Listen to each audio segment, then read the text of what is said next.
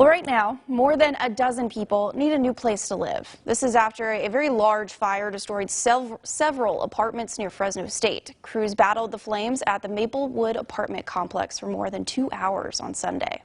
14 apartments were impacted by the fire. 8 of them were destroyed. 8 cars also went up in flames. Investigators say the fire started in a dumpster under a wooden carport. Vanessa Ruiz and her five-year-old daughter lost nearly everything. My manager, he was like, oh, get Reynolds insurance. I didn't get that. And because I was like, hey, none of this is going to happen. The Red Cross is offering clothes and other necessities to those who lost their homes. 12 Fresno State students were also left without a place to live. The university is providing rooms and meal plans to anyone who reaches out. Well, this story is an unfortunate reminder that something like a fire can happen at any moment. So what can we do to help prevent a fire from breaking out? Let's bring in Fresno Fire Deputy Chief Ted Simonius, in charge of the Prevention and Support Services Division. Welcome. Well, thank you. We're really glad you're here. And tell us a little bit about the division you work for. Well, I work in Fire Prevention Division, and we're responsible for not only doing new construction inspections, but business inspections for operating businesses. And we have a big outreach for public safety, for education for children. We make sure that we go to every elementary school throughout the city once a year, at least once a year, and witness a fire drill. And then anytime they've asked us to come in and do a presentation, we're more than happy to come in and do a presentation.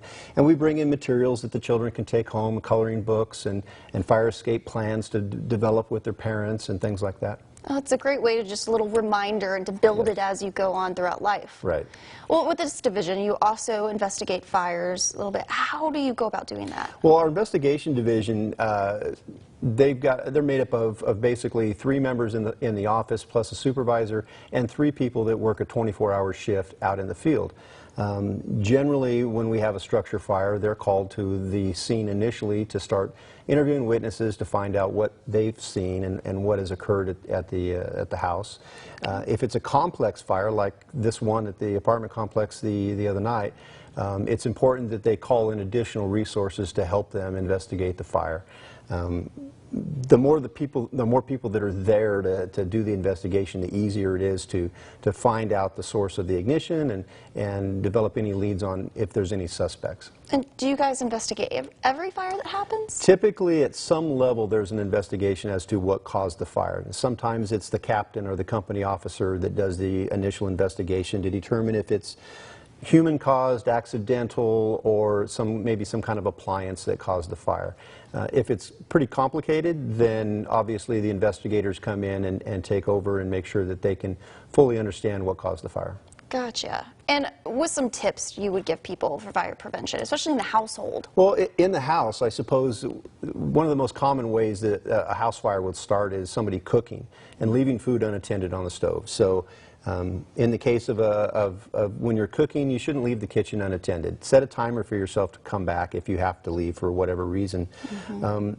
Open cooking or cooking with a propane or barbecue style device in the house is totally a bad idea. I mean, open flames inside the residence is not a good thing. We discourage the use of old electrical equipment.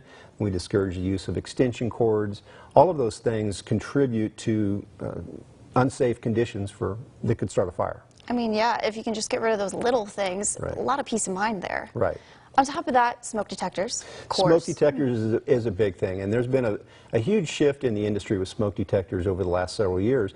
Today, you can purchase smoke detectors that have a 10-year battery, so that you're not obligated to change the battery every 6 months like you used to with the with previous smoke detectors.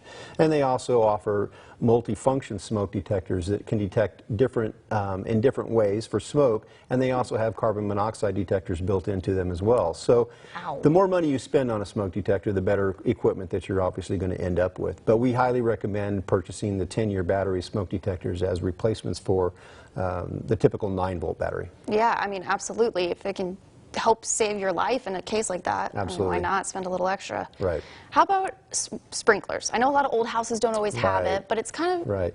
That's a newer regulation that's come to the state of California. Not all the states in the United States have a regulation that new construction has to have a sprinkler system in it. But in California and in the city of Fresno, every new home that's being built has a sprinkler system in it. And the sprinkler system in a residence is designed so that it protects the occupancy so they can leave the residence. It's not necessarily designed to put out the fire completely, but to control it so that you can escape. Gotcha.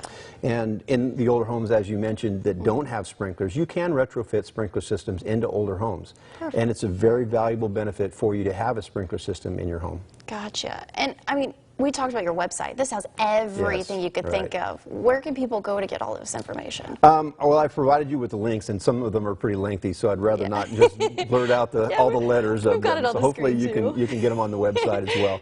But yeah, the Fresno City website, if you look under Fresno City, fresno.gov, and go to the fire prevention website, there's a link of 10 or 12 PSAs, public service announcements, that we've developed over the years that address a lot of fire safety and safety in general. The NFPA website, the National Fire Protection Agency website, has a lot of fire safety information on it as well. Perfect. Well, thank you so much, You're and thank welcome. you for keeping everyone safe from all of this. Thank you.